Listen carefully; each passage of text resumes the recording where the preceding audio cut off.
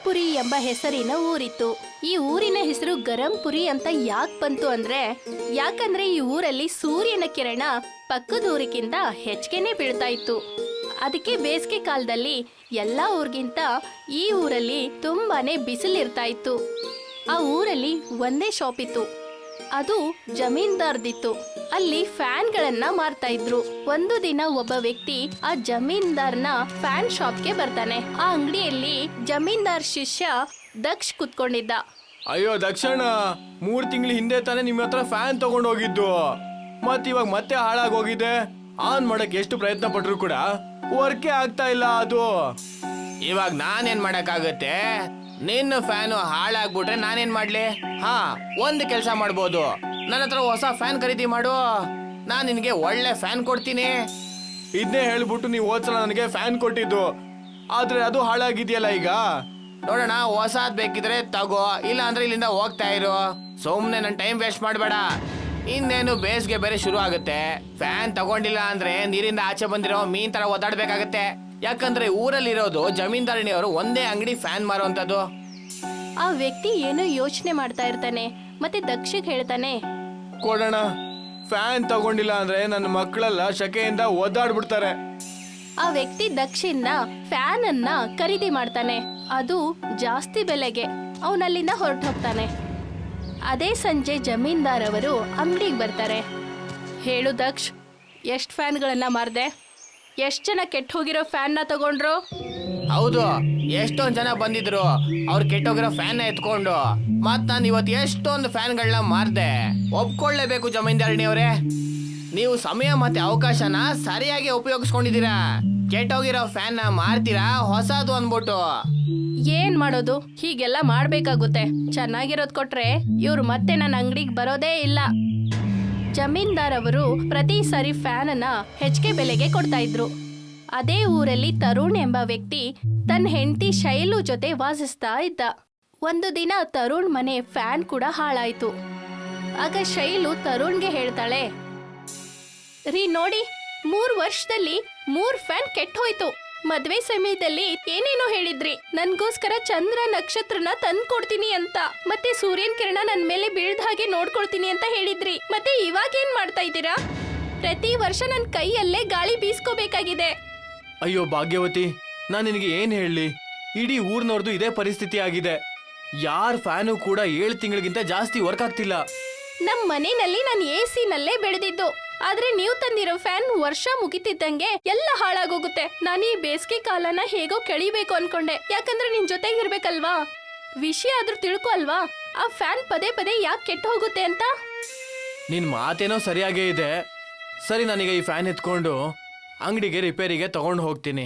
ಯಾರಿಗೊತ್ತು, ಈ ಸಲ ಆದ್ರೂ ಯಾರಾದ್ರೂ ಈ ಫ್ಯಾನ್ ನ ಸರಿ ಮಾಡಿದ್ರು ಮಾಡಬಹುದು. ತರುಣ್ ಫ್ಯಾನ್ ತಗೊಂಡು ಜಮೀನ್ದಾರ್ ಅಂಗಡಿಗೆ ಬರ್ತಾನೆ. ಮತ್ತೆ ನೋಡ್ತಾನೆ, ಜಮೀನ್ದಾರಿನಿ ಮತ್ತೆ ದಕ್ಷ್ ಇಬ್ರು ಅಂಗಡಿಯಲ್ಲೇ ಇರೋದನ್ನ. ಅವರಿಬ್ರು ತಮ್ಮ ಮಾತಲ್ಲಿ ಮುಳುಗೋಗಿದ್ರು. ಇದರಿಂದಾಗಿ ಅವನಲ್ಲಿ ಬಂದ್ ನಿಂತಿದ್ದನ್ನ ಅವರಿಬ್ರು ನೋಡ್ಲೇ ಇಲ್ಲ. ತರುಣ್ ಅವ್ರ ಮಾತನ್ನ ಕೇಳಿಸ್ಕೊತಾ ಇರ್ತಾನೆ. ಅಯ್ಯೋ, ಎಂತ ಫ್ಯಾನ್ ನ ಮಾರ್ತಾ ಇದೀಯಾ? ನಾನು ನಿನ್ಗೇನ್ ಹೇಳಿದ್ದೆ? ಚೆನ್ನಾಗಿರೋ ಫ್ಯಾನ್ಗಳನ್ನ ಸಪ್ರೇಟ್ ಆಗಿಡೋ, ಕೆಟ್ಟ ಹೋಗಿರೋ ಫ್ಯಾನ್ಗಳನ್ನ ಜನರು ವಾಪಸ್ ಕೊಟ್ಟಿದ್ದನ್ನ ಅದನ್ನೇ ರಿಪೇರಿ ಮಾಡಿ ವ್ಯಾಪಾರ ಮಾಡು. ಚೆನ್ನಾಗಿರೋ ಫ್ಯಾನ್ಗಳನ್ನ ನಾನು ನನ್ನ ಸಂಬಂಧಿಕರಿಗೆ ಅಷ್ಟೇ ಕೊಡೋದು. ಈ ಊರಿನ ಜನರಿಗೆ ಕೆಟ್ಟ ಹೋಗಿರೋ ಫ್ಯಾನ್ಗಳನ್ನ ಮಾರು. ಆಗ್ಲಿ ಜಮೀನ್ದಾರಣಿ ಅಮ್ಮನವ್ರೆ, ನಾನು ಮಿಸ್ ಆಗಿ ಅದನ್ನ ಮಾರ್ಬಿಟ್ಟೆ. ಆದ್ರೆ ಚಿಂತೆ ಮಾಡಬೇಡಿ, ನಾನು 3 ಪಟ್ಟು ದುಡ್ಡಿಡ್ಕೊಂಡು ಆ ಫ್ಯಾನ್ ಮಾರಿರೋದು. ತರುಣ್ ಅವ್ರ ಮಾತುಗಳನ್ನ ಕೇಳಿಸ್ಕೊಂಡು ತುಂಬಾ ಆಶ್ಚರ್ಯ ಆಗ್ತಾನೆ. ಮತ್ತೆ ಜಮೀನ್ದಾರನಿಗೆ ಹೇಳ್ತಾನೆ, ಏನು, ನೀವುಗಳು ಬೇಕು ಅಂತ ಹಾಳಾಗಿರೋ ಫ್ಯಾನ್ ನ ಊರ್ನಲ್ಲಿ ಮಾರ್ತಾ ಇದ್ದೀರಾ? ಅಯ್ಯೋ, ನೀನ್ ಇಲ್ಲೇನ್ ಮಾಡ್ತಾ ಇದೀಯಪ್ಪ? ನಾನು ಆಗ್ಲಿಂದ ಇಲ್ಲೇ ನಿಂತಿದ್ದೀನಿ. ದಕ್ಷ್, ಕುರುಡ, ಇವ್ನ್ ಇಲ್ಲೇ ಬಂದ್ ನಿಂತ್ಕೊಂಡಿದ್ದಾನೆ, ನೀ ನೋಡ್ಲಿಲ್ವಾ? ಮೇಡಮ್ ಅವರೇ, ನಿಮ್ಗೂ ಕೂಡ ಕಾಣಿಸ್ಲಿಲ್ವಲ್ಲ? ಜಮೀನ್ದಾರಣಿ ಅವರೇ, ನಿಮ್ಮ ವ್ಯವಹಾರ ಈಗ ಗೊತ್ತಾಗಿದೆ. ಈ ವಿಷಯ ನಾನು ಹೋಗಿ ಇಡೀ ಊರ್ನವ್ರಿಗೆಲ್ಲ ತಿಳಿಸ್ತೀನಿ. ಓ ಹೌದಾ? ಹೋಗಿ ಎಲ್ರಿಗೂ ಹೇಳು, ನಾನು ನೋಡ್ತೀನಿ ನಿನ್ ಮಾತ್ ಕೇಳಿ ಜನರು ಏನ್ ಮಾಡ್ತಾರೆ ಅಂತ. ಬೇಸಿಗೆ ಕಾಲ ಇದು, ಫ್ಯಾನ್ ಅಂಗಡಿ ನಂದೊಂದೇ ಇರೋದು ಈ ಊರಲ್ಲಿ. ನನ್ನ ಅಂಗಡಿಯಿಂದಾನೇ ಎಲ್ರೂ ಖರೀದಿ ಮಾಡ್ಬೇಕು, ಯಾಕಂದ್ರೆ ಫ್ಯಾನ್ಗಳನ್ನ ಇಲ್ಲಿ ಯಾರು ಮಾರೋದೇ ಇಲ್ಲ. ಹಾ, ಸರಿಯಾಗಿ ಹೇಳಿದ್ರು ಅಮ್ಮನವರು. ಹೋಗು, ಯಾರಿಗೆ ಹೇಳ್ತಿ ಹೇಳ್ಕೊ ಹೋಗು. ಜನರ ಕಷ್ಟದಲ್ಲಿ ಲಾಭ ತಗೊಳಕ್ ಹೋಗ್ಬೇಡಿ ಜಮೀನ್ದಾರಿಣಿ ಅವರೇ. ಅದು ಒಂದಲ್ಲ ಒಂದಿನ ತಿರುಗಿ ನಿಮ್ಗೆ ಹೊಡೆಯುತ್ತೆ. ಹೋಗಿಲ್ಲಿಂದ. ಯಾರಾದ್ರೂ ನನಗೇನಾದ್ರೂ ಕೆಳಕ್ ಬಂದ್ರೆ ಅವ್ರನ್ನ ಇಲ್ಲಿಂದ ಒದ್ದೋಡಿಸ್ತೀನಿ. ತರುಣ್ ಹೊಸ ಫ್ಯಾನ್ ಖರೀದಿ ಮಾಡ್ದೆ ಆ ಕೆಟ್ಟ ಹೋಗಿರೋ ಫ್ಯಾನ್ ಅನ್ನ ಹಿಡ್ಕೊಂಡು ಮನೆಗೆ ವಾಪಸ್ ಹೋಗ್ತಾನೆ. ಮತ್ತೆ ತನಗ್ ತಾನೇ ಮಾತಾಡ್ಕೊಳ್ತಾ ಇರ್ತಾನೆ. ಈ ಜಮೀನ್ದಾರಿಣಿ ಸರಿಯಾಗಿ ಹೇಳ್ತಾ ಇದ್ಲು. ಇಷ್ಟು ವರ್ಷ ಆಗಿದೆ, ನಾವು ಯಾರೂ ಕೂಡ ಯೋಚನೆ ಮಾಡಿರ್ಲಿಲ್ಲ ನಮ್ಮ ಫ್ಯಾನು ಇಷ್ಟು ಬೇಗ ಹೇಗೆ ಹಾಳಾಗ್ತಿದೆ ಅಂತ. ಮತ್ತೆ ಇವ್ರುಗಳು ಅದನ್ನ ಸರಿ ಮಾಡೋದನ್ನ ಬಿಟ್ಟು ಹೊಸ ತಗೊಳ್ಳಿ ಅಂತ ಯಾಕೆ ಹೇಳ್ತಾ ಇದ್ರು ಅಂತ. ತರುಣ್ ಹಾಗೆ ಮಾತಾಡ್ತಾ ದಾರಿಯಲ್ಲಿ ಹೋಗ್ತಿರುವಾಗ ಫಾರಿನ್ ಇಂದ ಬಂದಿರೋ ಒಬ್ರು ಸೈಂಟಿಸ್ಟ್ ಕಾಣಿಸ್ಕೊಳ್ತಾರೆ. ಅವರು ತರುಣ್ನ ನೋಡಿ ಹೇಳ್ತಾರೆ, ಹಲೋ, ನೀವು ಇದೇ ಊರ್ನವ್ರಾ? ಹೌದು. ಏನಾಯ್ತು, ಯಾಕೆ ಇಷ್ಟೊಂದು ಯೋಚನೆಯಲ್ಲಿದ್ದೀರಾ? ತರುಣ್ ಊರಿನ ಸಮಸ್ಯೆ ಮತ್ತೆ ಜಮೀನ್ದಾರಿನಿ ಫ್ಯಾನ್ ಬಗ್ಗೆ ಅವನ್ ಮುಂದೆ ಎಲ್ಲ ಹೇಳ್ತಾನೆ. ಅದನ್ನ ಕೇಳಿಸ್ಕೊಂಡು ಅವರು ತರುಣ್ಗೆ ಹೇಳ್ತಾರೆ, ಚಿಂತೆ ಮಾಡಬೇಡಿ, ನಾನು ಈ ಊರಿನಲ್ಲಿ ಯಾಕೆ ಇಷ್ಟು ಶೆಕೆ ಆಗುತ್ತೆ ಅಂತ ತಿಳ್ಕೊಳ್ಳೋದಕ್ಕೆ ಬಂದಿದ್ದು. ಮತ್ತಿದರಿಂದ ಸುಧಾರಿಸ್ಕೊಳ್ಳೋದಕ್ಕೆ ನಾನು ಎಂತ ಎಸಿನ ಕಂಡು ಹಿಡಿದೀನಿ ಅಂದ್ರೆ ಎಷ್ಟೇ ಶೆಕೆ ಇದ್ರೂ ಕೂಡ ಚಿಂತೆ ಮಾಡೋ ಹಾಗಿಲ್ಲ. ನಾನೊಂದು ಮುಖ್ಯವಾದ ಕೆಲ್ಸದ ಮೇಲೆ ನಮ್ಮ ಊರಿಗೆ ವಾಪಸ್ ಹೋಗ್ಬೇಕು. ನಾನು ಆ ಎಸಿನ ನೀನು ಕೊಡ್ತೀನಿ, ಬಾ ನನ್ನ ಹಿಂದೆ ಬಾ. ಸೈಂಟಿಸ್ಟ್ ತರುಣನ್ನ ಲ್ಯಾಬ್ ಒಳಗಡೆ ಕರ್ಕೊಂಡು ಹೋಗ್ತಾನೆ. ಅಲ್ಲಿ ಒಂದು ಎಸಿ ಇತ್ತು. ಅಲ್ಲಿ ಅದು ಸಾಧಾರಣವಾದ ಎಸಿ ತರಾನೇ ಕಾಣಿಸ್ತಾ ಇತ್ತು. ಆ ಎಸಿ ತೋರಿಸಿ ಸೈಂಟಿಸ್ಟ್ ತರುಣ್ಗೆ ಹೇಳ್ತಾರೆ, ನೀನು ಎಸಿನ ಮನೆಗೆ ತಗೊಂಡೋಗು. ಈ ಎಸಿ ಒಳಗೆ ನೀನ್ ಯಾವುದೇ ಬಟ್ಟೆ ಹಾಕಿದ್ರು ಕೂಡ ಆ ಬಟ್ಟೆನ ಎಸಿ ಬಟ್ಟೆಯಾಗಿ ಕನ್ವರ್ಟ್ ಮಾಡ್ಕೊಡುತ್ತೆ. ಅದ್ ನಿಮ್ಮನ್ನ ಯಾವತ್ತು ತಣ್ಣಗೆ ಇಡುತ್ತೆ. ಎಷ್ಟು ತಣ್ಣಗೆ ಅಂದ್ರೆ ಬೇಸಿಗೆ ಕಾಲದಲ್ಲೂ ಕೂಡ ಅಷ್ಟು ಚಳಿ ಆಗುತ್ತೆ. ನಿಜನಾ? ನಿಜ. ನಾನ್ ನಿನಗೆ ಯಾಕೆ ಇದನ್ನ ಕೊಡ್ತಾ ಇದ್ದೀನಿ ಅಂದ್ರೆ ನಾನ್ ನಮ್ಮ ದೇಶಕ್ಕೆ ವಾಪಸ್ ಹೋಗ್ಬೇಕು. ಅದಕ್ಕೆ ನಾನು ಬೇಕು ನನ್ನ ರಿಮೋಟ್ ಬಟನ್ ತಿಂದು ಹಾಕಿದೆ, ಅದಕ್ಕೋಸ್ಕರ.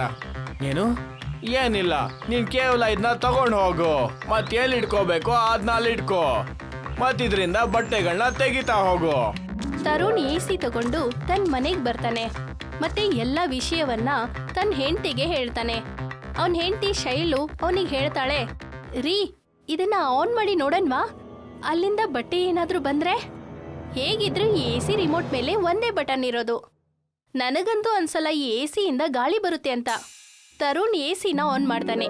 ಆನ್ ಮಾಡ್ತಿದ್ದಂಗೆ ಆ ಎಸಿಯಿಂದ ಬೆಳಕಿನ ಕಿರಣ ಬಂದು ತರುಣನ್ನ ಸ್ಕ್ಯಾನ್ ಮಾಡುತ್ತೆ. ಎಸಿಯಿಂದ ಗಾಳಿ ಬರೋ ಜಾಗದಲ್ಲಿ ಅಲ್ಲಿ ಬಟ್ಟೆಗಳು ಆಚೆ ಬರುತ್ತೆ. ಆದ್ರೆ ಆ ಬಟ್ಟೆ ಮೇಲೆ ಒಂದು ದೊಡ್ಡದಾಗಿರೋ ಚಂದ್ರ ಇತ್ತು. ಈ ಎಸಿ ಅಂತೂ ನಿಜವಾಗ್ಲೂ ಟೀ ಶರ್ಟ್ ನ ತೆಗೆದು ಬಿಡ್ತು. ಬೇಗ ಇದನ್ನ ಹಾಕೊಂಡ್ ನೋಡಿ. ತರುಣ್ ಬೇಗ ಆ ಶರ್ಟ್ ಅನ್ನ ಹಾಕೊಳ್ತಾನೆ. ಅವನ್ ಶರ್ಟ್ ಹಾಕೊಂಡ ತಕ್ಷಣ ಅವನ್ ಬಾಡಿ ಎಲ್ಲ ಕೂಲ್ ಅನ್ಸುತ್ತೆ. ಬೇಸಿಗೆ ಕಾಲ ಅಂತ ಅನ್ಸೋದೇ ಇಲ್ಲ. ಇದಕ್ಕೂ ಮುಂಚೆ ಈ ತರ ಯಾವತ್ತೂ ಕೂಡ ಅನ್ಸೇ ಇರ್ಲಿಲ್ಲ. ನೀನು ಕೂಡ ನಿನಗೋಸ್ಕರ ಇದರಿಂದ ಒಂದು ಬಟ್ಟೆನ ತಗೋ. ಬರೀ ನಾನೇ ಯಾಕೆ, ಇಡೀ ಊರಿನ ಜನರು ಬಟ್ಟೆ ತಗೊಳ್ತಾರೆ ನೋಡಿ. ಜಮೀನ್ದಾರಿನಿ ವ್ಯಾಪಾರನ ನಾನು ಹೇಗ್ ಹಾಳು ಮಾಡ್ತೀನಿ ಅಂತ. ಮಾರನೇ ದಿನ ಶೈಲು ಮತ್ತೆ ತರುಣ್ ಎಸಿ ಬಟ್ಟೆ ಅಂಗಡಿನ ಓಪನ್ ಮಾಡ್ತಾರೆ. ಮತ್ತೆ ಊರಿನ ಜನರಿಗೆಲ್ಲ ಎಸಿ ಬಟ್ಟೆಗಳನ್ನ ಮಾರ್ತಾರೆ.